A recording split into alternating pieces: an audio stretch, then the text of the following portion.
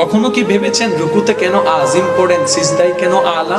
কখনো কি একবার ভেবেছেন হাত বাঁধার সময় আল্লাহু আকবার, রুকুতে যাওয়ার সময় আল্লাহু আকবার, সিজদায় যাওয়ার সময় আল্লাহু আকবার, বৈঠকের সময় আল্লাহু আকবার, রুকু থেকে ওঠার সময় কেন সামি আল্লাহ বলতে হয়?